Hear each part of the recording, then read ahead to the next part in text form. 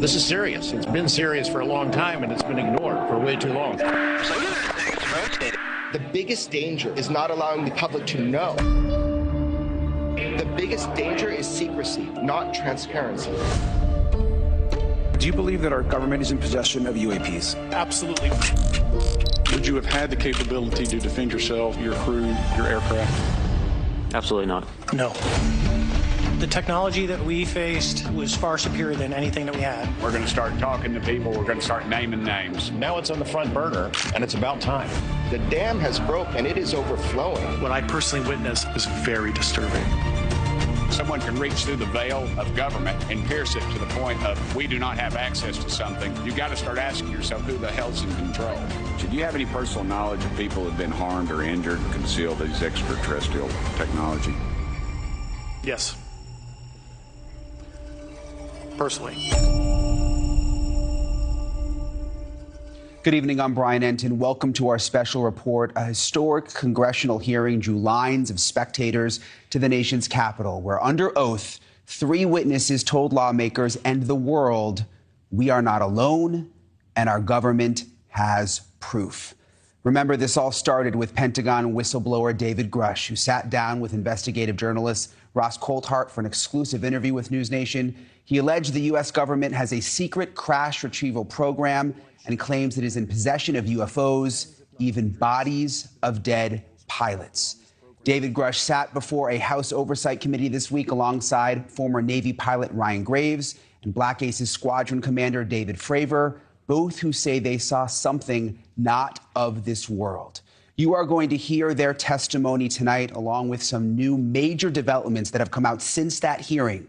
What Russia knows about UFOs and reports Russian warplanes have actually engaged with UFOs. Then we will discuss it all with our panel of experts, including investigative journalist Ross Coulthart, who first broke the story right here on News Nation. Whether you believe it's UFOs or something else, it seems like there is something out there that top government leaders do not want us to know, something that is being hidden.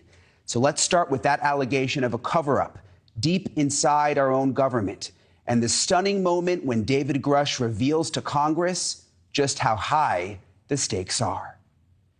Thank you for being here, brother. Thank you all very much. Have you faced any retaliation or reprisals for any of your testimony or anything on these lines?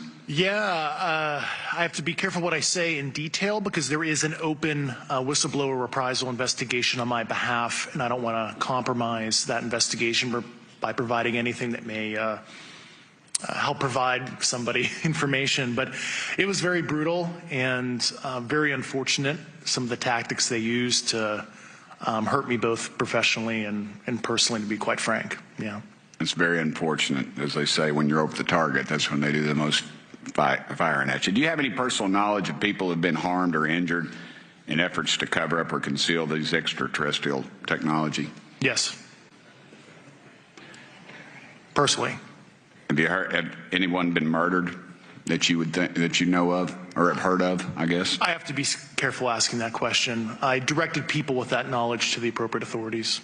Maybe in a, if we could get in a confidential area, a SCIF, we could talk about that. But unfortunately, we were denied access to the SCIF, and that's very unfortunate in this scenario.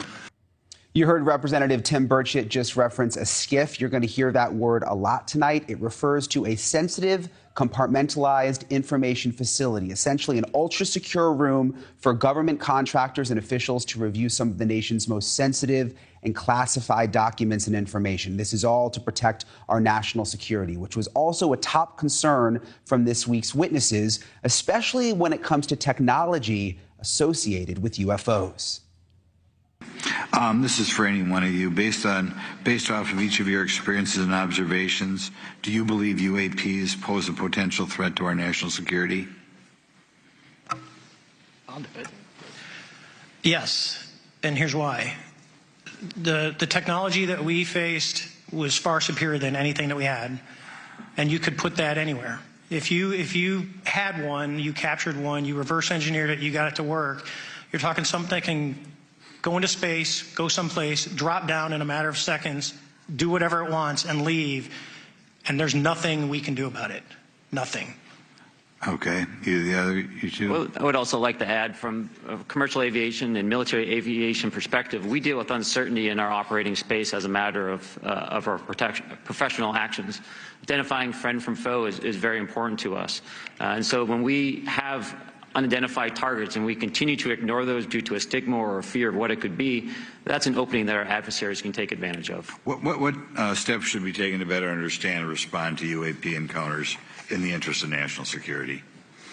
There needs to be a location where this information is centralized for processing, and there needs to be a two-way communication loop so that operators on the front end have a feedback and can get best practices on how to process information, what to do, and to ensure that their reporting is being listened to. Right now, there is not a lot of back and forth. Mr. Grusch, in your complaint to the Intelligence Community Inspector General, you claim that you believe information is being hidden.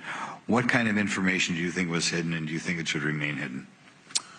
Yes, I can speak to that very briefly in an unclassified manner. As you know, the preponderance of my complaint was classified to the intelligence communities. Both material acquisition and exploitation activity, also baselining the UAPs but not sharing it with, intelligence professionals that are actually doing step briefs to pilots, that kind of information. So why do these pilots, Ryan Graves and David Fravor, say they believe what they saw in the skies were not of this earth? Here is exactly what they said under oath. Mr. Graves, again, I'd like to know, how do you know that these were not our aircraft? Some of the behaviors that we saw in a working area, we would see these objects being at 0.0 Mach, that's zero airspeed, over certain pieces of the ground. So what that means, just like a river, if you throw a bobber in, it's going to float downstream. These objects were staying completely stationary in Category 4 hurricane winds. These same objects would then accelerate to supersonic speeds, 1.1, 1.2 Mach, and they would do so in very erratic and quick behaviors that I don't have an explanation for. Okay. Have you spoken to commercial and military pilots that have seen these off of our East Coast? I have. Okay.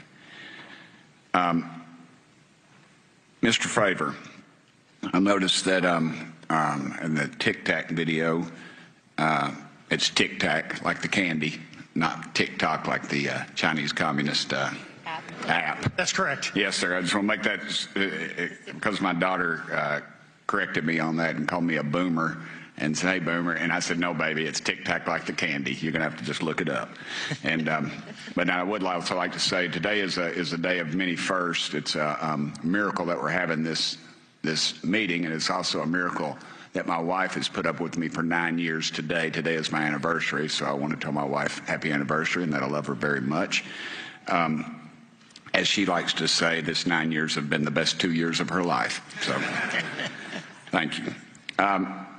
Mr. Fravor, what astonished you the most about the flight capabilities of these Tic Tac, very briefly? The performance, absolute performance. It was. And you're not aware of any other objects that anybody in the world has, in this world, that has those capabilities? No, I think it's far beyond actually our material science that we currently possess. Are you aware of any other reconnaissance platforms that have tracked or recorded the Tic Tac's maneuvers, maybe the NORAD system or any of the others? I am not. You heard Representative Tim Burchett really trying to get to the bottom of who knew what and when they knew it. He wants names and he wants titles, but as you're about to hear, a lot of that information David Grusch says he cannot share publicly. Thank you, Mr. Chairman. I'm going to direct this, I believe, to Mr. Grusch, but if any of you all feel like you need to jump in, just jump right in. We're good. Has the U.S. government become aware of actual evidence of extraterrestrial, otherwise unexplained forms of intelligence? And if so, when do you think this first occurred? I like to use the term non-human. I don't like to denote origin. Keeps the aperture open, both scientifically. Right. Certainly, like I've discussed publicly previously, 1930s. Okay. Can you give me the names and titles of the people with direct firsthand knowledge and access to some of this crash retrieval, some of these crash retrieval programs, and maybe which facilities, military bases that the recovered material would be in? And I know a lot of Congress talked about we're going to go to Area 51 you know, and there's nothing there anymore anyway. It's just, you know, and we move like a glacier. As soon as we announce it, I'm sure the moving vans would pull up, but please. I can't discuss that publicly, but I did provide that information both to the Intel committees and the Inspector General. And we could get that in the skiff if we were allowed to get in a skiff with you. Would that be probably what you would think? Sure, if you had the appropriate accesses, yeah. What special access programs cover this information, and how is it possible that they have evaded oversight for so long? I do know the names. Once again, I can't discuss that publicly and how they've evaded oversight. In a closed setting, I can tell you the specific tradecraft used. All right. When do you think those programs began, and who authorized them? I do know a lot of that information, but that's something I can't discuss publicly because of sensitive. All right. If any of y'all want to jump in on any of this, you're more than welcome to. What level of security clearance is required to fully access these programs? Well, anybody who has... and I say that because myself, Representative Gates and Representative Luna were basically turned away at one point at Eglin. So please go right ahead. Certainly difference between member access and say somebody like me, but anybody who has a TSSCI clearance and meets the eligibility criteria, the access adjudicative authority should be able to grant you access. Mr. Burchett, if you'll yield, so just to put a fine point on that, there's nothing that you're aware of that's above special access program classification. It's a misnomer that there's anything actually above top secret. Executive Order 13526 delineates the classification levels. Right, but I draw a point on that because we can have access to those programs, and so the notion that we're not being given that access sort of defies our typical muscle memory here in Congress. Thank you, Mr. Burchett. I'll yield back to you. Thank you, Mr. Gates. Along those lines, Title 10, you may not know this or not, but Title 10 and Title 50 authorization, they seem to say they're inefficient. So who gets to decide this, in your opinion, in the past? It's a group of career senior executive officials. Okay, are they government officials? Both in and out. Do what? Both in and out of government, and that's about as far as I can go there. Yeah. All right, well, that leads to my next question. Which private corporations are directly involved in this program? How much taxpayer money has been invested in these programs, to your knowledge? I mean, we know we audit the Pentagon every year, and I've been here 5 years, and they failed the dadgum thing every year. They lose over $1 billion a year, we think, and I've told the Department of Defense maybe 60% of their assets are unaccounted for, whatever the heck that means. In the public sector, you go to jail for that kind of crap. So tell me. Yeah, I know when I'm $1 off of my DTS travel voucher, I get hammered, but it seems like it doesn't work the other way. If you sell over $600 worth of stuff on eBay, now you get a call from the IRS. So please, what corporations? Yeah, I don't know the specific metrics towards the end of your question. The specific corporations I did provide to the committees in specific divisions, and I spent 11.5 hours with both Intel committees. So. Okay, has there been an active U.S. government disinformation campaign to deny the existence of unidentified aerial phenomena? And if so, why? I can't go beyond what I've already espoused publicly about that.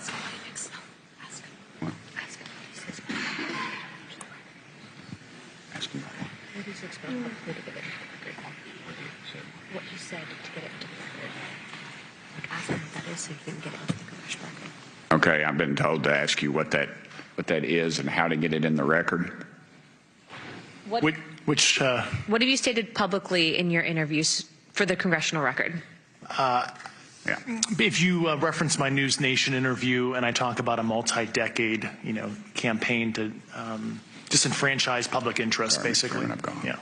Thank you. I apologize, Mr. Chairman. I yield back negative 21 seconds. Okay, this is really just the beginning. Buckle up because we have a lot more ahead from those hearings, including more about an incident at Eglin Air Force Base that got the attention of Florida Representative Matt Gaetz, and AOC's exchange with the witnesses over a possible money trail. Plus, if you believe we have crashed craft, stated earlier, do we have the bodies of the pilots who piloted this craft? the shocking answer to that question and much, much more. It's all coming up in this live special right after the break.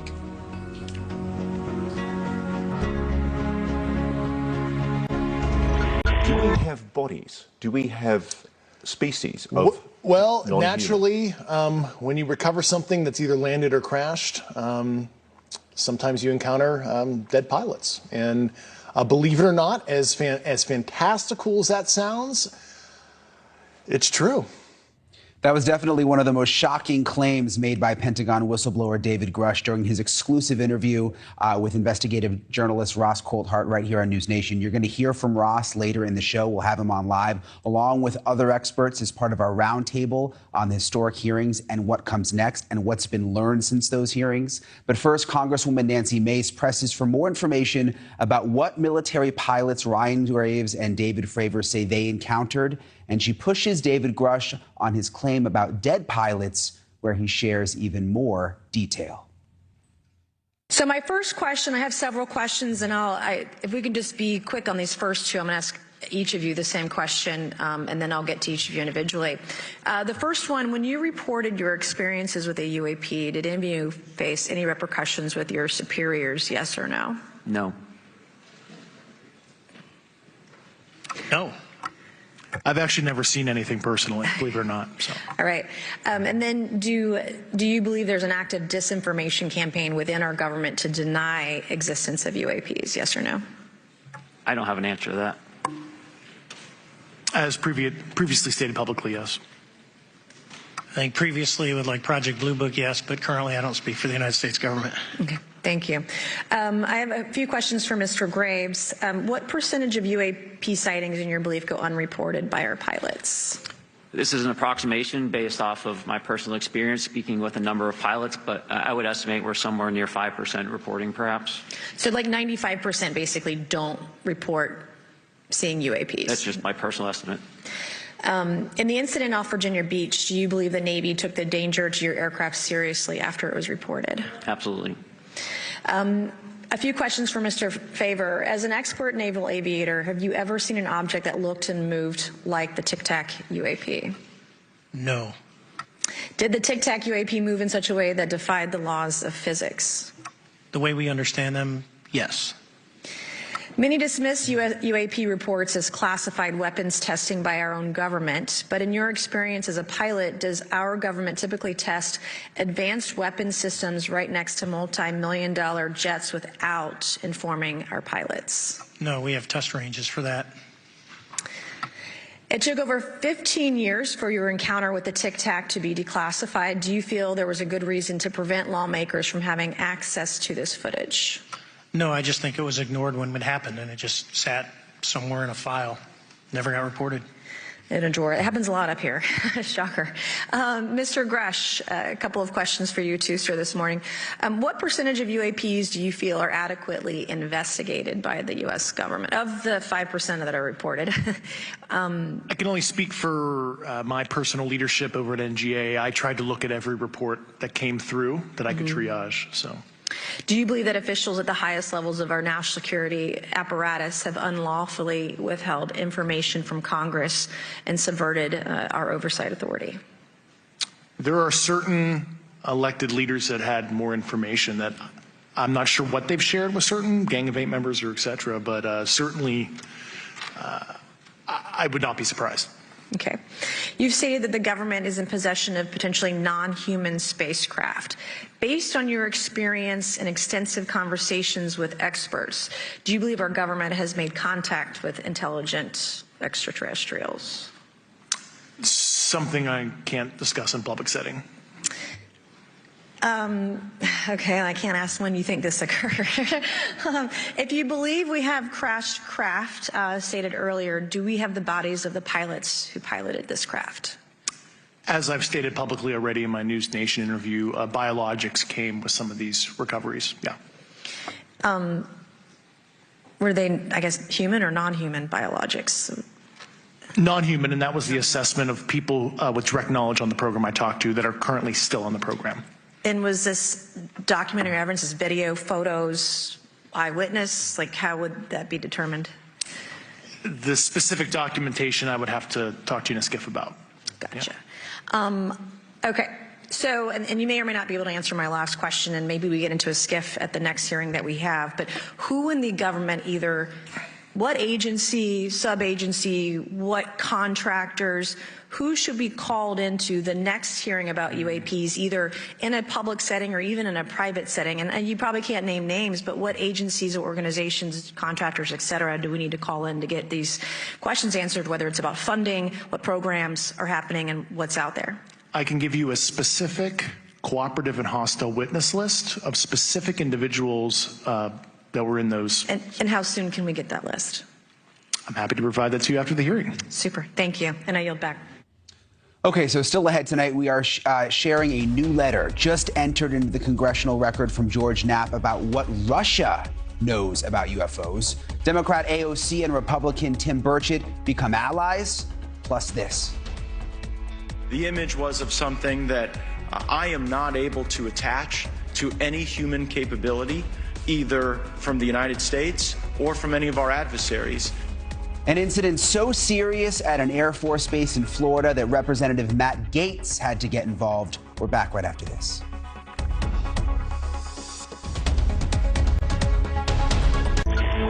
Welcome back to this special edition of News Nation after a historic week in Washington with bombshell testimony on UFOs and allegations of decades-old secrets kept deep inside our own government. We have brand new details and documents tonight entered into the congressional record and new bipartisan alliances coming together in the wake of all of these allegations. More on that coming up ahead live with our panel. But let's go back to a significant moment during Wednesday's hearings when Florida Republican Representative Matt Gaetz made a guest appearance, and he shared for the first time ever a chilling encounter and the roadblocks he says he faced while trying to get answers. Several months ago, my office received a protected disclosure from Eglin Air Force Base indicating that there was a UAP incident that required my attention. I sought a briefing regarding that episode and brought with me Congressman Burchett and Congresswoman Luna. We asked to see any of the evidence that had been taken by flight crew in this endeavor and to observe any radar signature as well as to meet with the flight crew. We were not afforded access to all of the flight crew. And initially, we were not afforded access to images and to radar. Thereafter, we had a bit of a discussion about how authorities flow in the United States of America, and we did see the image. And we did meet with one member of the flight crew who took the image. The image was of something that I am not able to attach to any human capability, either from the United States or from any of our adversaries. And I'm somewhat informed on the matter, having served on the Armed Services Committee for 7 years, having served on the committee that oversees DARPA and advanced technologies for several years. When we spoke with the flight crew, and when he showed us the photo that he'd taken, I asked why the video wasn't engaged, why we didn't have a FLIR system that worked. Here's what he said. They were out on a test mission that day over the Gulf of Mexico.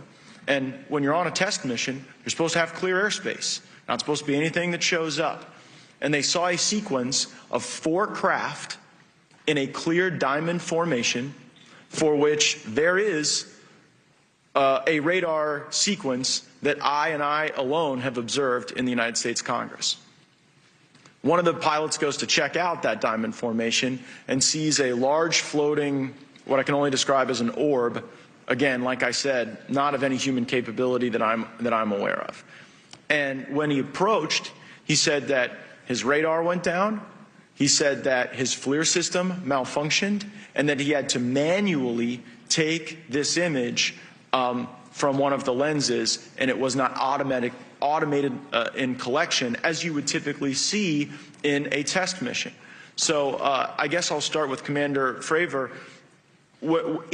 How should we think about the fact that this craft that was approached by our pilot had the capability of disarming a number of the sensor and collection systems on that craft? Well, I think this goes to that national security side, and you can go back through history of things showing up at certain areas and disabling our capabilities, which is disheartening. And for us, I mean, like I said, it completely disabled the radar on the aircraft when it tried to do it, and the only way we could see it is passively, which is how he got that image. So I think that's a concern on what are these doing, not only how do they operate, but their capabilities inside to do things like this.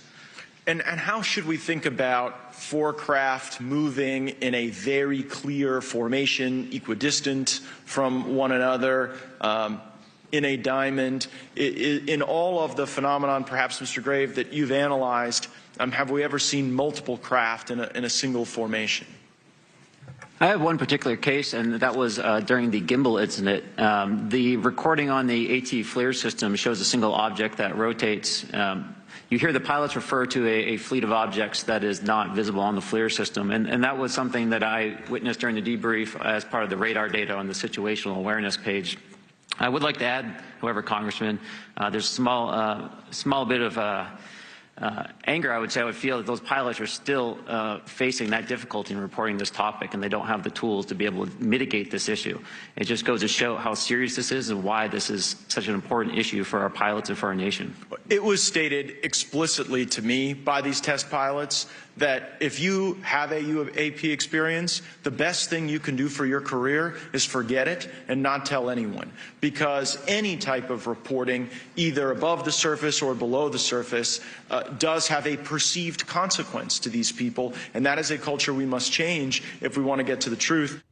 So what kind of threat could these UFOs pose to Americans and also our government? Even without all the information and the answers, we got some more that we weren't expecting under oath, and it was very, very startling. I serve on the National Security Subcommittee for the Financial Services Committee, so I really want to stay in the national security lane, if I may. So when we think about traditional adversaries and both us towards them and them towards us, we probe their capabilities. We look for weaknesses, and we collect that data, that reconnaissance for in the event we need it in the future. For each of you, yes or no question. Based off of your own experience or the data that you've been privy to, is there any indication that these UAPs could be essentially collecting reconnaissance information? Mr. Graves? Yes. Mr. Grusch? Fair assessment, yeah. Mr. Fravor? Very possible. Again, in the national security vein, is it possible that these UAPs would be probing our capabilities? Yes or no, Mr. Graves? Yes. Grusch? Yes. Fravor? Definitely. Is it possible that these UAPs are testing for vulnerabilities in our current systems? Yes. Yes. Possible. Do you feel, based off of your experience and the information that you've been privy to, that these UAPs provide an existential threat to the national security of the United States? Mr. Graves? Potentially. Yes, sir, potentially. Same answer, potentially. Yeah, I'd say Fravor? definitely, potentially. Mr. Graves and Fravor, in the event that your encounters had become hostile, would you have had the capability to defend yourself, your crew, your aircraft? Absolutely not. Sir? No. Is based off of the information that you've been privy to, is there any indication that these UAPs are interested in our nuclear technology and capabilities? Yes. By external observation, sure, that could be a fair assessment, yeah. Yes. Is there any indication that the Department of Energy is involved in UAP data collection and housing? I don't have an answer. I can't confirm or deny that in a public setting. And No. could you do it in a secure setting? Yes. Mr. Fravor? No, I don't know. Mr. Chairman, I think I'm the last member to go, but there clearly is a threat to the national security of the United States of America. As members of Congress, we have a responsibility to maintain oversight and be aware of these activities so that, if appropriate, we take action. I would encourage the chairman to demand that we have any and all, but in particular Mr. Grusch, talk to us in a skiff. And if that access is denied, I will personally volunteer to initiate the Holman Rule against any personnel or any program or any agency that denies access to Congress. You heard Congressman Andy Ogles referencing using the Holman Rule in that exchange. That is a House rule that allows amendments that could reduce the salaries of specific federal employees, fire them, or cut a specific program. Okay, members of Congress are hyper-focused on tracking down people that could be connected to allegations of a government cover-up, including AOC. They're into the programs, but they're also asking questions about the money. We'll talk about that coming up. Pentagon whistleblower David Grusch's bombshell claims in an exclusive News Nation interview has set off unprecedented movement in Washington and new calls for transparency from notable lawmakers, including Democrat Alexandria Ocasio-Cortez, who tries to connect the dots between alleged UAP secret programs, government contractors, and government agencies. Mr. Grusch, you sat on the Unidentified Anomalous Phenomenon Task Force created in the 2020 NDAA, correct? Yes. There have been some things that have been mentioned here during this hearing that I wanted to pick up on. Mr. Graves, you mentioned specifically during the answers to one of your questions, you named Boeing contractors being engaged in an incident regarding this red cube about a football field wide. I was wondering if you could speak a little bit about the interaction, or Mr. Grusch, either of you, the interactions between defense contractor companies and any UAP-related programs or activities. So I'll just say that the information about the contractor themselves were provided by a witness, and I have no particular detail in that relationship. Mr. Grusch. The kind of general unclassed wave tops, certainly the contractors, are the metal benders, so to speak. They're the ones actually doing specific performance on government contracts. Are they required to issue any disclosure regarding UAP sightings, or do they engage in any reporting around this? In terms of the contractors? Yes. Not that I'm aware of. They do not. Okay.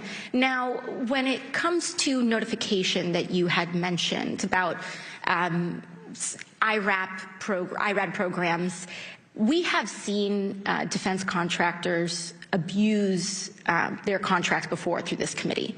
I have seen it personally, and I have also seen the notification requirements to Congress abused. I am wondering, one of the loopholes that we see in the law is that there is, at least from my vantage point, is that depending on what we're seeing, is that there are no actual definitions or requirements for notification. What methods of notification did you observe? Like when they say they notified Congress, how did they do that? Do you have insight into that?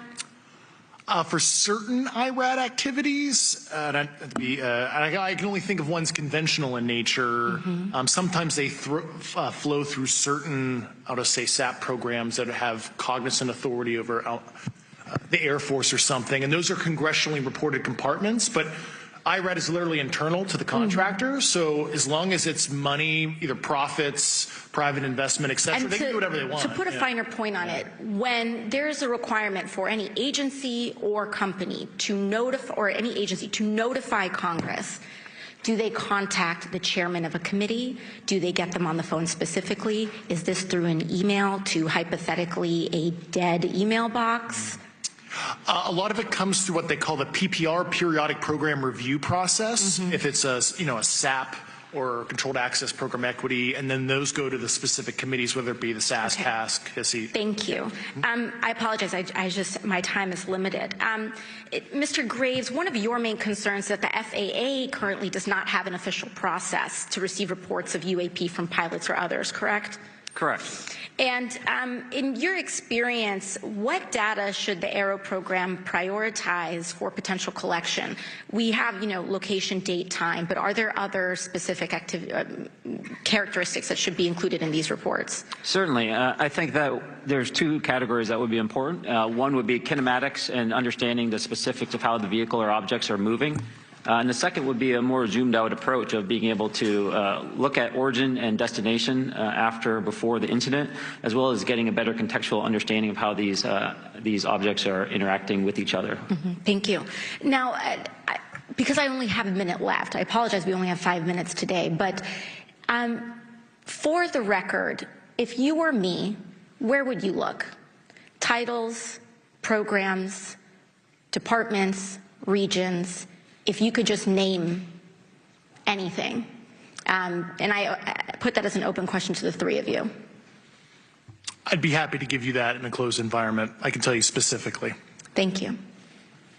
Commander Fravor?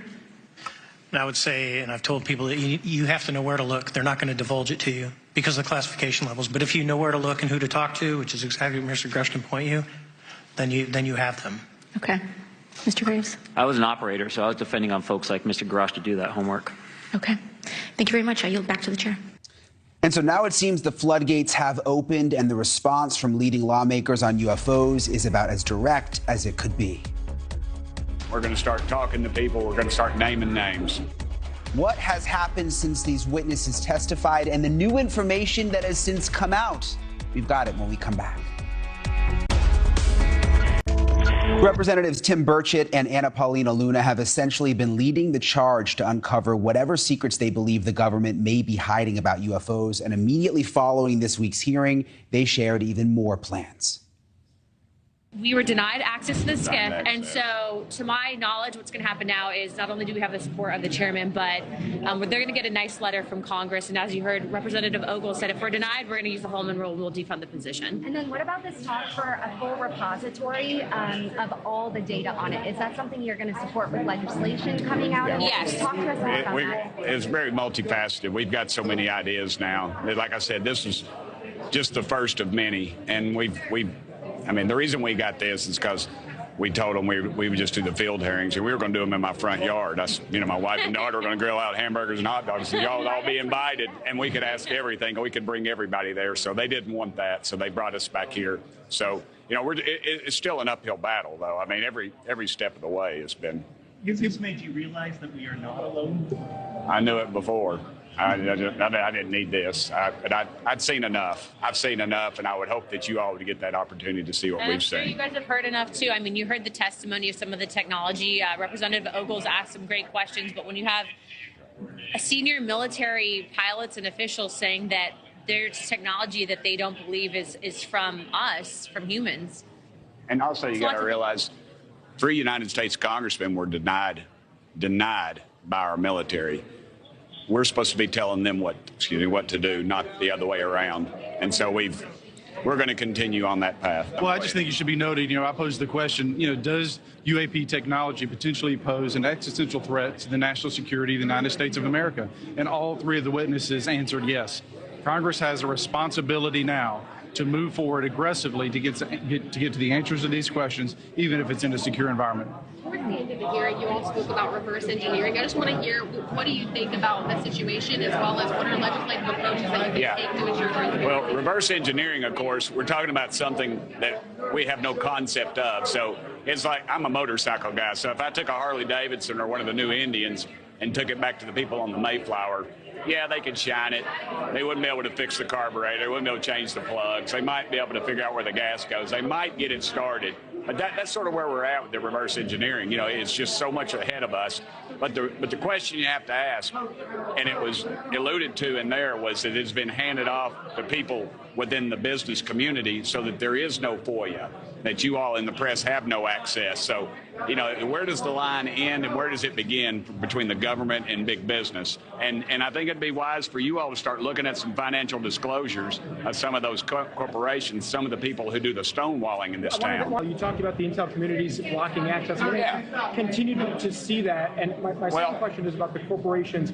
You mentioned corporate interests. I'm wondering if you all are planning on naming names in that sense. Well, that's why we want to get in the SCIF and get some of those names if these folks can stay healthy long enough. But again, I had a piece of legislation, very simple. It just said that when a commercial airline pilot reports a sighting or something unusual, an anomaly in the air, that when he reports that to FAA, they report it to Congress. And I was told by leadership that it was blocked by the intelligence community, not the intelligence committee, but the intelligence community. And that is a very chilling effect. If someone can reach through the veil of government and pierce it to the point of we do not have access to something, you got to start asking yourself who the hell's in control. But you guys also should, too, be asking these questions of the intelligence community, because we can only do so much as members. That's where you guys really pick up the slack, right? So keep the pressure on. What are your thoughts on the pilots? Only 5% of them are reporting right now. Well, because... And if you do report, then you're going to get in trouble. Well, Matt Gates alluded to that, and we were there, and that's when the CIA folks got a little nervous when we were talking, and when we were told that apparently that they do destroy the evidence because they don't want to come back and be pulled off the flight line. Now they say they're debriefed, but it's 8 hours. They're interrogated. They're pulled off the flight line. These guys don't make a lot of money. They fly in a $50 million piece of machinery, yet they're treated like dogs. And then on the backside, they get a blemish on their record. So, it's this military intelligence. Like I've said, military intelligence is like congressional ethics. It doesn't exist. Are you concerned they're using reverse engineering? That is something that my office can answer. We'll get you the information, but we did request a SCIF briefing room for us, as well as Moskowitz, Representative Gates, as well as Representative Burchett and Burleson. Yes. Yes. That we will get you that information as well. Please reach out to my office. Did you ask Speaker McCarthy's office? I will be. I'll be talking to Speaker McCarthy. Actually, he's the one that gave the green light to this meeting. He's the one, because I went to Luna and I went to him. Man, you asked me about reverse engineering. Do you think that there's something nefarious going on with reverse engineering? Do you have any reason to believe that? I don't know about nefarious, but this is aircraft Americans. This country has apparently, according to witnesses, that they've retrieved, yet we don't have access to it, that someone else is profiting from it. I think that you could get into some, if you have espionage from other countries and things like that, I'd rather we have that than China. Well, that gets to a national security issue too. Is if there's technology that's being reverse engineered and it's being done by a third party, who ultimately owns and has control of that technology? So again, those are questions that Congress should be asking and that we get answers to. To that point, David Grusch did say in there that he gave information to the inspectors general about where these things are allegedly located. Do you have access to that? It's a letter that's going to be penned that the members who are here today will likely sign on, as well as any other member, Democrat or Republican, to get that information and then disclose it to the American people. Potentially visit those sites? 100%. We'll see what they have, yeah. Yeah, 100%. Hey, y'all, what's next? We're going to formulate some more ideas. We'll get some legislation out of this. But what I'd hoped, honestly, was I'm shocked, actually, at just the amount of information that came out, because all the roadblocks that we were put up against us. So I think what's going to happen now, the floodgates, other people are going to say, I've got some information, I'd like to come swear in. And that's what we're going to start doing. We're going to start talking to people. We're going to start naming names. I want you to think about this.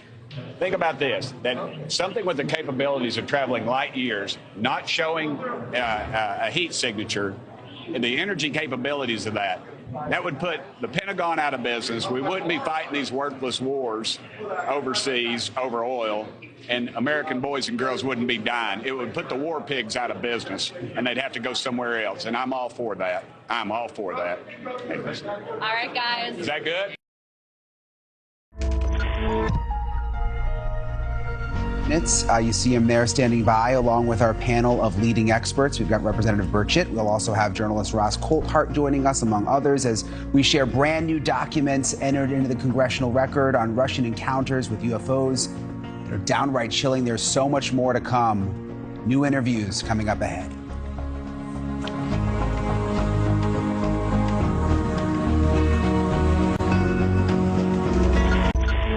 Welcome back to our special coverage of the UFO congressional hearings. We went through all the major moments from this week's hearings. It's a lot to process. So much has even happened since then, though, including new allegations that Russia also has a secret UFO program and has even shot at UFOs. I want to welcome Congressman Tim Burchett, who is really at the forefront of making the UFO hearings happen. You saw him over the last hour. Thank you so much for being with us, Congressman. I want to start with this new letter that was entered into the congressional record from George Knapp, the investigative journalist, with these really unbelievable claims with Russia and their UFO program.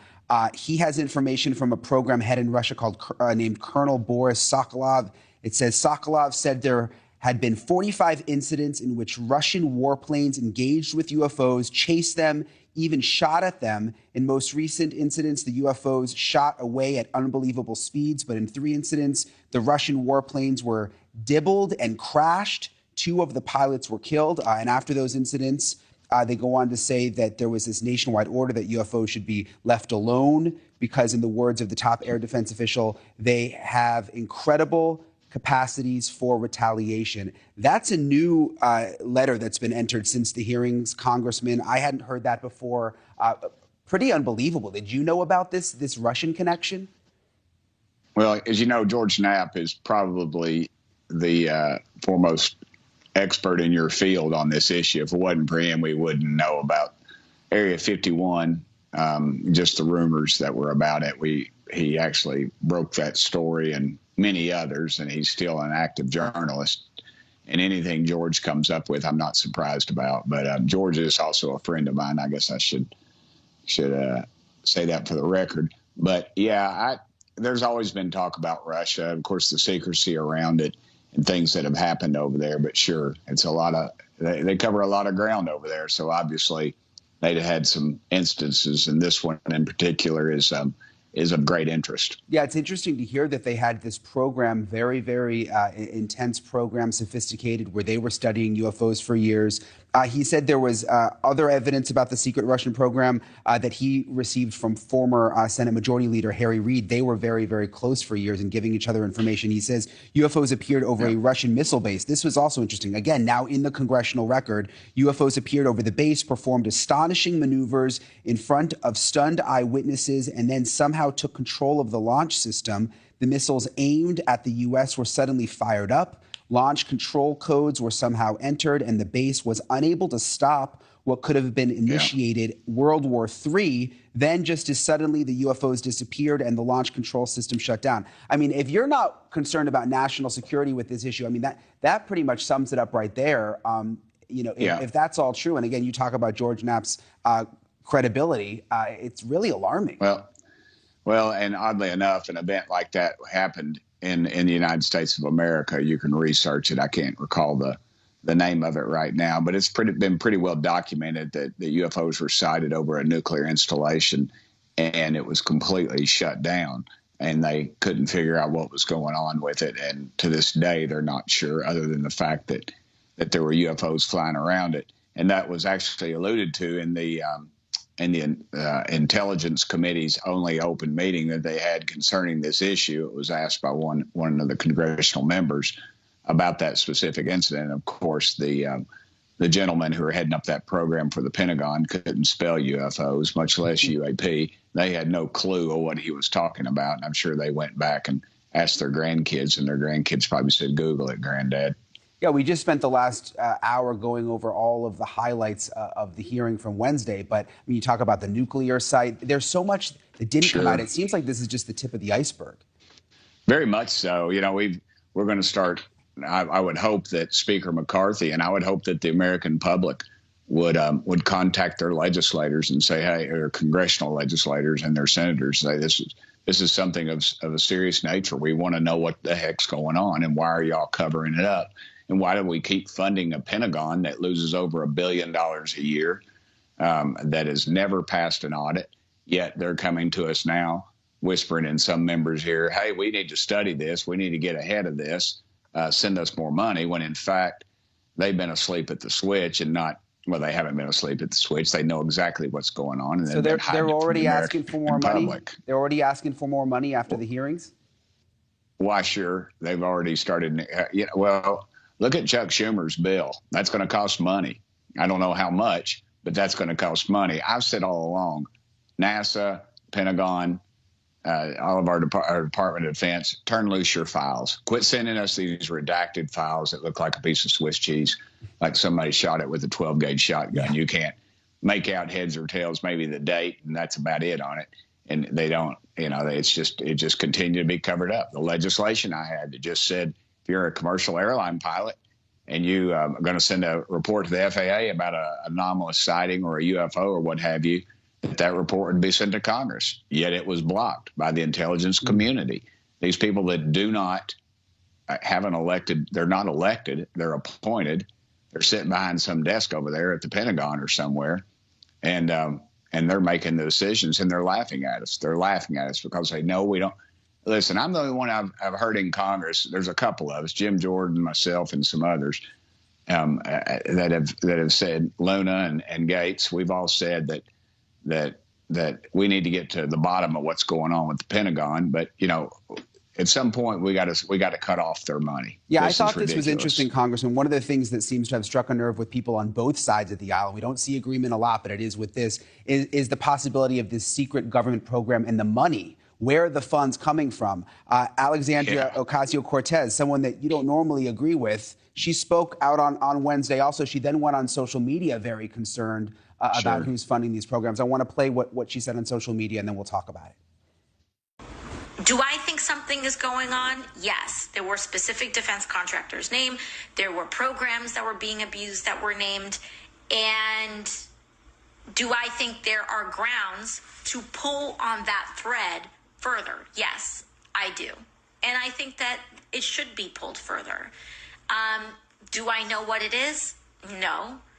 Am I going to be a hater? No. But I'm always interested in corruption and cover-ups. Like, that's my thing.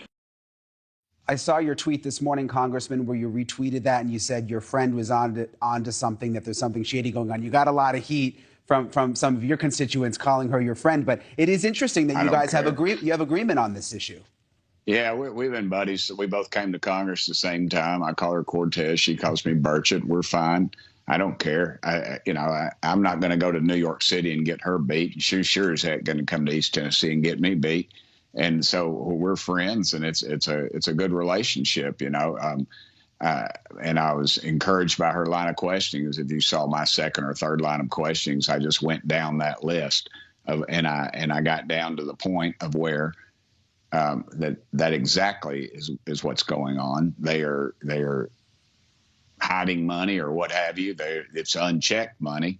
They're overcharging people for stuff, and they're using that money for something else. And what the hell they're using it for? Well, I'll tell you, it's covering up the biggest issue that will face us in our lifetime. And that is there life out there, and do we know about it? Yeah, it's the question that has all of us fascinated. You mentioned during the hearings that you wanted to get David Grusch into a SCIF to get more information. Are there plans to make that happen? Yeah, but as you saw, my friend Representative Luna from Florida had, that was her deal. She was in charge of that, and she was denied it, and through no fault of her own. And I'm trying to get an appointment with the speaker to say, what the heck's going on? We've got to get to the bottom of this. You brush this under the carpet, it's going to stink, and people are going to come unglued, and they should, frankly. We'll get to the bottom of it eventually. I just hope it's in my lifetime. What do you make of the government contractors? News Nation, we reached out to every government contractor we could think of. Lockheed Martin, in terms of what they know about UAPs, sure. Are they being funded? Lockheed Martin did write us back. Very simple statement. It just said questions about UAPs are best addressed by the U.S. government. What did you make of that? Yeah. Well, see, you can't do a FOIA request. And for the folks watching, that's a freedom of information. You can't ask for that from a private business, nor can I as a congressman. So what they do is it's kind of hand in glove. It's been handed off to these businesses since the 40s, I guess. And that sort of shields it from us. And they get these sweetheart contracts doing who knows what. And they're the ones researching it. And so compartmentalized that the people working on it probably don't even know what they're working on. They're working on analyzing a piece of metal or some other biological entity, and they don't know what they're dealing with. Yeah. And so it keeps it very compartmentalized, and that's what's going on. I would encourage you all to start in the media, it's public record and the public, to start looking at these financial disclosures of these elected officials, the ones that are at top positions, and just see what gravy train they're on, and you might see why they don't push the envelope on any of these important questions. Well, it's interesting. It's not hard to figure out the ones that don't want to talk about it or don't write us back or don't want to do the interviews or are nowhere near the hearing room when these things go on. It doesn't take a rocket scientist to figure that out.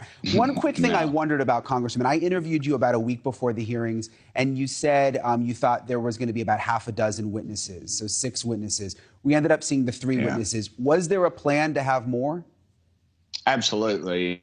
And we had one tell us that he'd received a call from, I guess, maybe the Pentagon, and he or she decided that maybe it wasn't best that they were on there. We had somebody who was an affiliation with NASA, and NASA will say, well, they didn't work for NASA. This is news to us, but it was one of their quasi something, I don't know. But anyway, and they turned us, or they backed out at the end. And then we had one more, I think, that backed out. And, we just had so many roadblocks from even the press conference. We were going to do a press conference to talk about this, myself and three others. And a reporter, actually, one of your colleagues, put his microphone down. And I was leaving the Republican conference and said, "Hey, you're having this press conference, right?" And I said, "Yeah, it's tomorrow, I think, or whenever." And he said, "Well, they put you in a room that's under construction, and it is tiny." I said, he said, "This is a big deal. You need to be in the main room." And I was like, "What the heck's going on?" So I got to check it, and sure enough, and and staff members blocked, told us that David Grusch wasn't reliable, and it's not their position to do that. See, that is the swamp. You got somebody whispering in their ear, some contractor or some friend or somebody, in Congress is compromised because they went on a trip overseas and they let their guard down and ended up getting filmed doing something they shouldn't have been doing. And that's exactly what the Russians would do with these honeypots, and our own people would do it just as well. They're just as dirty. And so,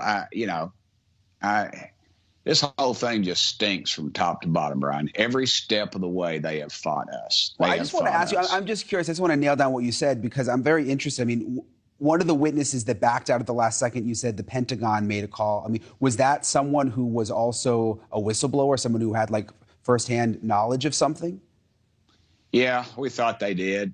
We get these names, and I get names because I've been following this issue for years. I mean, maybe 40 years. I was a kid, 50 years, I guess.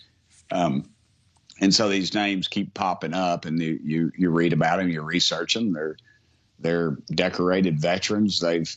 And they want to talk, and they might want to talk.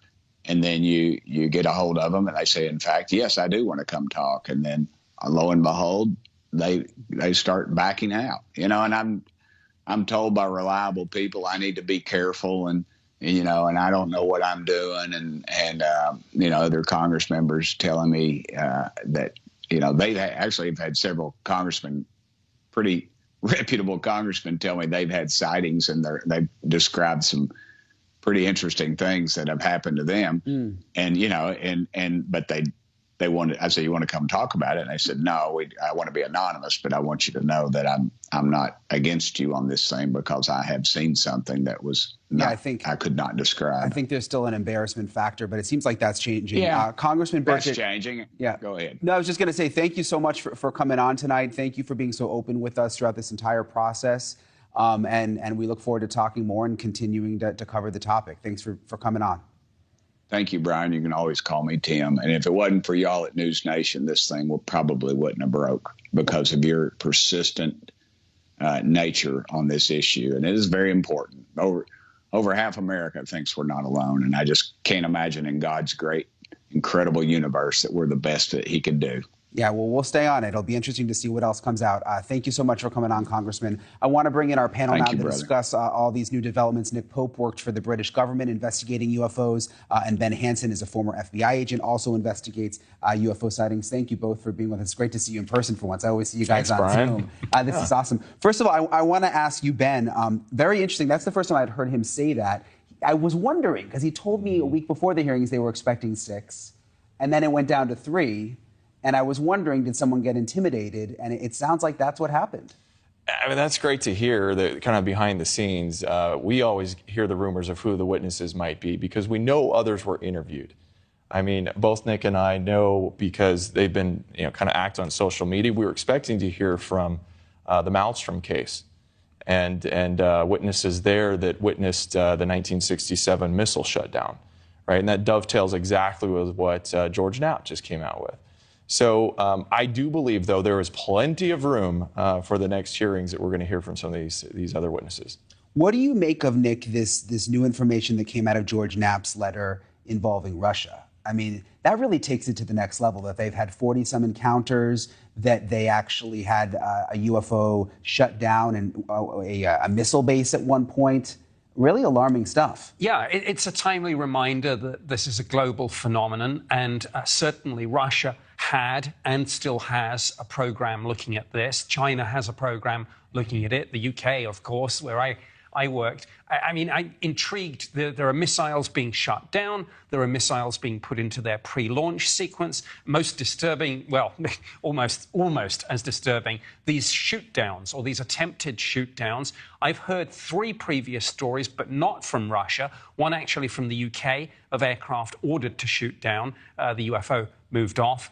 One from Iran, where the actual aircraft systems were disabled, and one from Peru, where he did shoot at the thing, and he said the rounds were hit it but got absorbed. So fascinated to hear that there are Russian cases too. It's interesting. The head of AARO, which is the All-Domain Anomaly Resolution Office, the people who are supposed to be investigating UFOs, they apparently didn't like the way they came across during this hearing. And Dr. Kirkpatrick, who is the head of AARO, put out a personal statement. It wasn't a statement officially through the government. It was actually on his LinkedIn, which was kind of interesting. Put this personal letter. I want to read you a part of it because he seemed very, very upset about the hearing. He said, "I am deeply disappointed at the denigration of AARO's dedicated men and women hailing from the Department of Defense, intelligence community, and civil partners who are pouring their hearts out working this issue on behalf of Congress. Finally, to be clear, AARO has yet to find any credible evidence to support the allegations of any reverse engineering program for non-human technology." I mean, it seems like he was personally offended by what the witnesses said.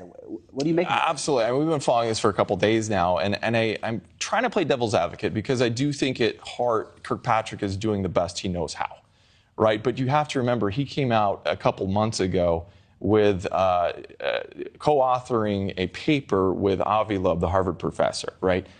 Mainstream media took that, a lot of them, and said the headline was, Harvard professor and director of AARO claimed that there's a mothership possibly orbiting Earth. That was not at all what the premise of the paper was. And so that was his initiation into this. And so now he feels like this is basically an ex parte hearing, so the other party's not present, and they say some things. He felt offended. I don't know what is in his mind, but I think he spoke out of defense. And so now they're walking it back. Just don't know that it was a good look coming right out of those hearings. It's not. It was a joke. We got to go to a quick break. We've got a lot more to discuss over the next half an hour or so. More whistleblowers. Could they be coming forward, especially pilots? We're keeping an eye on that. Coming up next, Ryan Graves, the fighter pilot who testified at this week's hearings. He's standing by. He's going to join us live coming up next. I recognize the skepticism surrounding this topic. If everyone could see the sensor and video data I witnessed, our national conversation would change. I urge us to put aside stigma and address the security and safety issue this topic represents.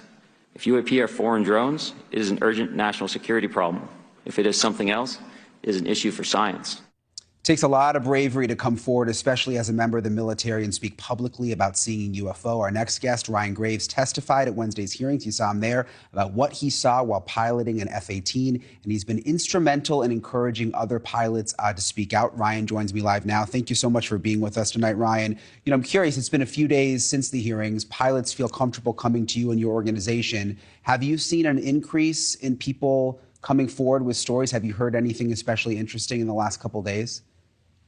Absolutely, you're correct. So yeah, since the hearing, there have been an influx of people coming to safeaerospace.org and joining both as pilots, as people just want to support this conversation. And a lot of those pilots have shared their stories. There have been a number of commercial pilots that have recently signed up that have been confirming some of the sightings that I spoke about, as well as sharing some new data about potentially some new cases. So we certainly have a work cut out for us. An interesting development since the hearings, Ryan, is the AARO head, Dr. Kirkpatrick, coming forward with this statement that I just read a couple of minutes ago, really not happy about the hearings, calling out David Grusch. Did that surprise you? What did you make of that? Like, here's the statement again, saying that he was deeply disappointed.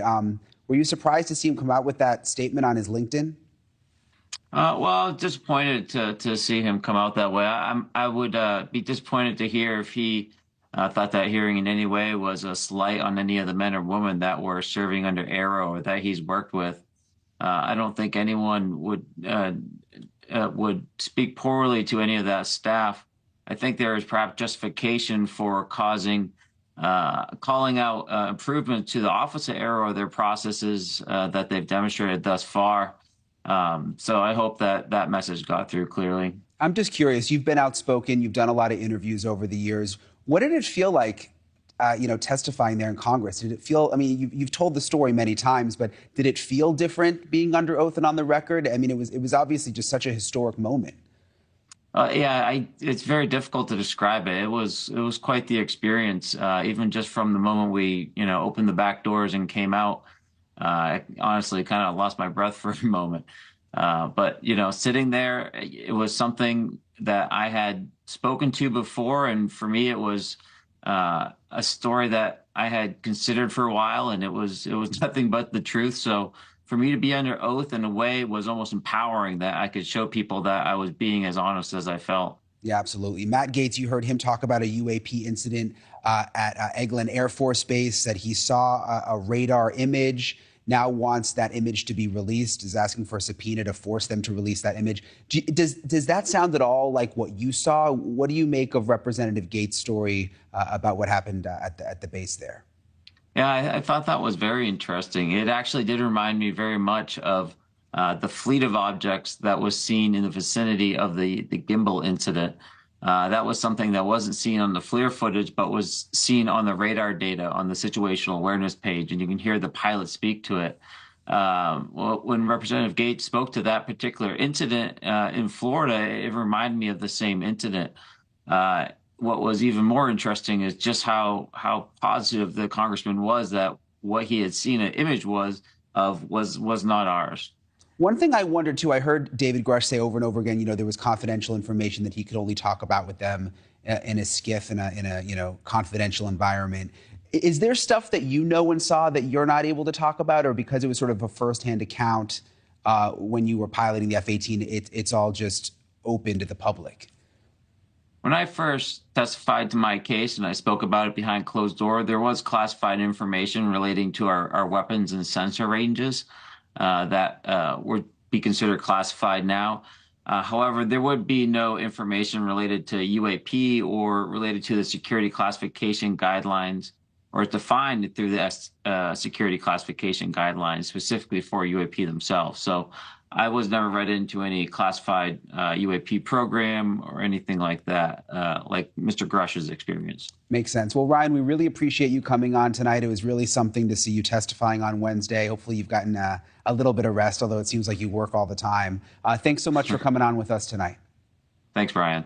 Okay, perhaps one of the most alarming things to come out of the UFO hearings was that UFOs may not necessarily be friendly. In fact, there's evidence that they have even shown aggression at certain times in history. We're going to discuss that with the panel coming up. Someone can reach through the veil of government and pierce it to the point of we do not have access to something. You got to start asking yourself, who the hell's in control? Calls to uncover an alleged cover-up on Capitol Hill. Welcome back to our special coverage of the UFO hearings. I want to bring back our panel. Nick Pope works for the British government investigating UFOs, and Ben Hansen, also former FBI agent, now also investigates sightings. I want to start with you, Nick. I've got a lot of friends and family who have been following our coverage for the last couple months who just say, look, until I can see the evidence for myself, until I can see pictures, they don't believe just, hearing people's stories. I get that. I mean, I feel the same. But I mean, still, even in these days of forensics and DNA evidence, eyewitness testimony still lies at the heart of the criminal justice system. So we must listen to that. But yeah, Congress is working to try and validate this. I was intrigued in the hearing where David Grusch was very specific. And when he was asked, who do we need to get in the room? Who do we need to ask? Whether they're in agencies, corporations. He said, I will give you a list of hostile and friendly witnesses. That was a good question. It was a great question. Yeah. And he said he will do it after the hearing. I would love to see that list, because that will tell us where to look for these programs. Yep, and I've asked myself over and over again, why would these guys lie? With their history, top military officials, it just doesn't make sense that they would just suddenly make all this up. I want to play a soundbite from the David Grusch interview he did with us initially, something that was kind of alarming when he talks about the potential that these UAPs could actually be aggressive. We'll listen to it and then we'll talk about it. I've been told that there have been attempts to bring down craft, that we've acted offensively against non-human craft. There have been instances, and there are certain techniques. Have human beings been hurt or killed by a non-human intelligence? While I can't get into the specifics because that would reveal certain U.S. classified operations, I was briefed by a few individuals on the program that there were malevolent events like that. I mean, Ben, that's scary to hear. I mean, yeah, it's scary. Like, you almost don't want it to be true. I mean, is this something we've known? I mean, you've been studying this for a long time, long before me. Is this something that we've known about? Well, the problem is a lot of this is rumored that we can't document. And so if David Grusch has that information, it's going to be spectacular. But we can go back as far as what we call the red alert in D.C. in 52, right? 2 weekends over July, these objects would show up and then scatter when they'd scramble jets. I have information I can't verify yet, but that we actually lost a jet that night. Now, even if they're not shooting them down, this is very dangerous. It's no game when you scramble jets, in a sortie to go after something because you're flying extreme speeds. That alone is dangerous. Right now, we're talking about that they might have actually been shot down. Burchett said he saw something that made him feel as if they had the weaponry to turn us into, I think he said, briquettes or charcoal. Yeah. Right? So that automatically should make this a very serious issue. We need to know what the intentions of whoever they are. What's this nuclear incident, Nick, that we hear people talking about? Was there an incident in a nuclear plant? The congressman kind of alluded to it. It's long been claimed that there's a connection between UFOs and nuclear weapons, and there have been a series of incidents where there have been sightings over nuclear power plants, missile silos and such like, and one of them in Malmstrom Air Force Base in 1967. A number of the missiles, when there was a UFO over the facility, apparently went offline. Well, whatever we think caused that, there will be a paper trail. And that's why it's so important. I mean, we heard questions about the Department of Energy. That's why it's important they're looped into this. It's also important that we get this information declassified. And of course, that's one of the things going forward that's going to be in Chuck Schumer's amendment to the new defense bill. That's what I thought. I just brought this letter out again from George Knapp, which he put into the congressional record. He talks about this advanced weapons system application program. It's this secret program that apparently Harry Reid knew about. And he's saying, like, go back and get all those documents now, like that these Congress people need to go back and get the documents. I'm curious, Ben, you've been at a pilots conference essentially in Wisconsin for the last several days talking to pilots. We had you on Banfield a couple of nights. What have you learned from me? Are more pilots coming forward with stories? Absolutely. So I got there Wednesday, so right after the hearings happened in the morning. And we had a booth, and we had a line of people, several people deep. Every 5 minutes, I was getting reports from people, and some of them really extraordinary. I'm talking about stuff that I'm going to be talking to Ryan Graves this week. I'm going to be talking, hopefully, to Burchett. People that might become whistleblowers because some of these happened while they're on Navy ships. Some of these things happened with commercial pilots. Really extraordinary. I just need some time to vet the information because it's like drinking from a fire hose. Yeah, it sounds like it was a long line. And you mentioned to me there was even like a U.S. Coast Guard member who had something interesting. There is, and I think when I finally am able to vet that, he's willing to come forward. I can say at this point it involves a USO, underwater submerged object. Yeah, unidentified submerged object. Which that Tic Tac video, if I'm not mistaken, almost looked like. Didn't it kind of look like it went in and out of the water at one point? Am I thinking of the right video? Well, there are several. There's actually there's one where something does appear to go into the water and then come out. But absolutely, with the Tic Tac incident, there are allegations that this is this so-called transmedium travel, the apparent ability of these objects, whatever they are, to move seamlessly, say, between space and the atmosphere and underwater, and in reverse. And the thing with the Tic Tac is, again, some of my friends, we don't know where that video came from. Yeah, we do. It actually came from the military. Like, you can't dispute where the video came from. That's obviously one of the most alarming ones. Don't go anywhere. We have more questions for you, more time with you in a minute. We hear so much about this, this only in the hearings, and we hear what happened in the hearings, and we haven't gotten a lot more information on the outside from what's happening next, what's planned next. We're going to talk to our next guest who knows all about this, literally broke the story. There he is, Ross Coulthart, standing by with us. What he's learning from sources since the hearings. Really interesting stuff. That's coming up next.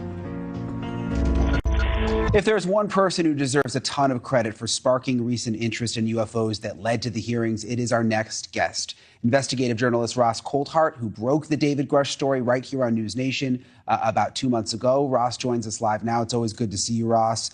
First of all, I know you've got sources in Congress. What are your sources saying about the possibility of another UFO hearing? Yes, well, good evening, Brian. Look, they're concerned. At the moment, we've got great momentum with what's been achieved with the hearing. There's significant media interest, and it's refreshing and quite lovely to see the bipartisan approach being made by different politicians on both sides of the House. But what I'm hearing is that for a public hearing to take place, which is a very different proposition from the private hearings in secure or sensitive compartmented information facilities, SCIFs, that have been taking place for the last 2 years, in order for that kind of public hearing to take place, an inquisitorial hearing where people are subpoenaed, called before a public committee and asked to give evidence under oath, including, hopefully, first-hand witnesses from the legacy program, it really does require the Senate Intelligence Committee, and particularly Senator Kirsten Gillibrand, the senator from New York, to step up and heed growing public opinion on this issue. I'm pretty confident she's certainly motivated to do that, but I'm aware that there's a significant pushback going on at the moment from the Defense Department and sections of the intelligence community who, frankly, do not want the sterilizing disinfectant of sunlight shone on some of the issues that we're talking about. Yeah, tell me about this pushback, because it sounds like when you talk to Burchett or others, they say this is just the beginning, we're going to have more hearings. I mean, what are you hearing from your sources about the pushback? How does that work? Well, Brian, as you'd know, David Grusch has raised very serious allegations of possible criminality, certainly illegality, certainly misappropriation, if not fraudulent behaviour with government funds. The allegation is that essentially the wool has been pulled over the eye of Congress, that there have been lies told to oversight committees, that even potentially presidents have been misled. It really doesn't get much more serious than this. And that's why people like AOC, Tim Burchett, even Senator Marco Rubio are talking on both sides of the House about the importance of accountability, of restoring Congress's transparency and control and oversight over these programs, if they are real, to make sure that they fully comply with the congressional requirements. And the difficulty is there are people who are obviously responsible for this, who are presumably at very high positions in both the defence and intelligence community, and who also are very influential inside some of our biggest aerospace contractors. I've just had a conversation this morning with somebody who approached me on behalf of a witness, a potential witness from within the legacy program, somebody who purports to have direct knowledge of the very same program that David Grusch is talking about. And they're asking my advice about how to approach. And frankly, one of the issues at the moment is that the Pentagon's UFO UAP Investigation Office, ARO, it's sending out a shocking signal. It doesn't have a phone number. It doesn't have an email address. It doesn't even have a website. And its Twitter page hasn't posted a tweet since the very first tweet it posted last year. It's a really good point. If this truly is an agency inside the Pentagon that's seriously interested in proactively investigating and hearing from witnesses, it's not sending that message out. And so I'm in the dilemma at the moment. Where do I send these poor people? And I'm encouraging them to consider going forward to either the Inspector General of the intelligence community or the Inspector General of the Defence Force, or to, frankly, just come forward to the Senate Intelligence Committee with the evidence they have. Because I have to say, not a lot of people have a lot of faith in the current body that the Pentagon has entrusted and that Congress has mandated to do these kind of investigations. Yeah, and we know that that firsthand whistleblowers are coming forward. I mean, David Grusch mentioned it in his testimony that there was someone else with firsthand knowledge of a crash retrieval program who did go to the Inspector General with a document with testimony of what they saw. So there is more to come. Ross, incredible reporting. Thank you so much for coming on with us tonight. We'll talk to you soon. A real pleasure. Okay, still to come, is there no turning back now when it comes to the quest to look into a possible UFO cover-up? Or is it possible this all fades away? You heard Ross say it. Is it possible there are powerful people who don't want this to move forward and it's going to get shut down? I'll talk to our panel about it with their final thoughts coming up after this. Welcome back to our special coverage of the UFO hearings. I want to bring back in our panel. Nick Pope worked for the British government investigating UFOs, and Ben Hansen is a former FBI agent, now also investigates UFO sightings. I want to ask you both. Nick, I want to start with you. It's interesting what Ross said, that there are people behind the scenes. He has sources, people who are saying, like, no more. We need to shut this down. And you do have to kind of wonder, is there someone behind the scenes saying this isn't the right time for whatever reason? I mean, we've got a war going on, Russia, Ukraine. We've got a bad relationship right now with China. Is there someone saying, like, now is not the time for this? Well, what we've seen this week with the letter from Dr. Kirkpatrick and the statement from Sue Goff at the DOD, we've seen the empire strikes back. And of course, the government will try to control the narrative, and there's the struggle for narrative control going on right now. But you can't get the toothpaste back into the tube. And ultimately, there's a critical mass that has built up here. There's too much interest, too much at stake. I mean, there are allegations of what may well be criminal offenses, certainly Congress being misled. Congress is not going to let that drop. And we've got more things coming, of course. The NASA report is due next month. Coming up soon. Yeah, more hearings, of course. And then the National Defense Authorization Act 2024 is going to have even stronger UFO provisions, including eminent domain, so that the government can take back anything that has found its way into the private sector. Interesting. Ben, what do you think? I mean, is it possible there's someone behind the scenes saying, let's just drip a little bit out, see if people can process it, give it some time? Well, let's flip your question around a little bit, okay. Right? And you're saying, is it a good time? Is it the perfect time? I mean, we have so much going on in the country. If they slip something in there, what we call, the big D disclosure comes out, a lot of people, might kind of miss what we really said, right? And that we're not alone. And so you've got all these other distractions. But I do think, and based on some research I've done, that the best strategy is a slow drip method.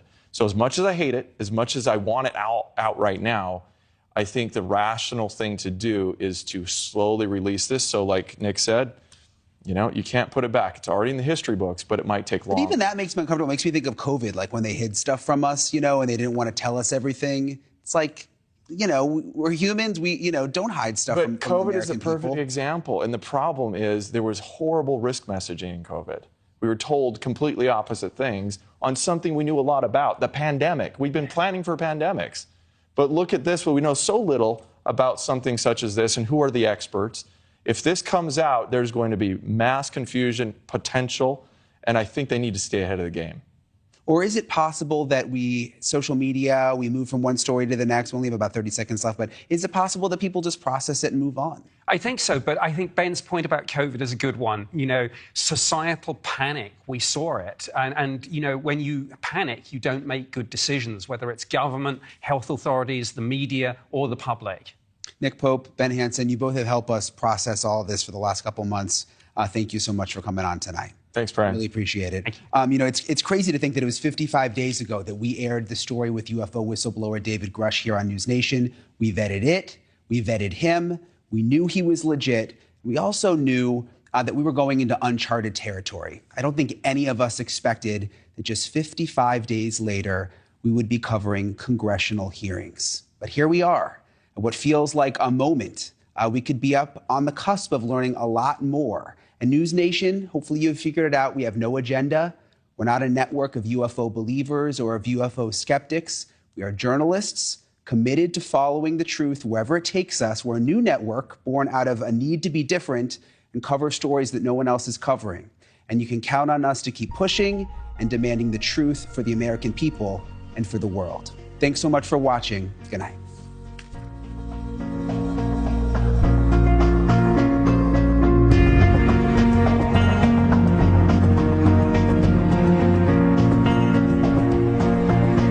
Thank you for watching. Go to newsnationnow.com to find News Nation on your television provider. And don't forget to click the red subscribe button below to get more of News Nation's fact-driven, unbiased coverage.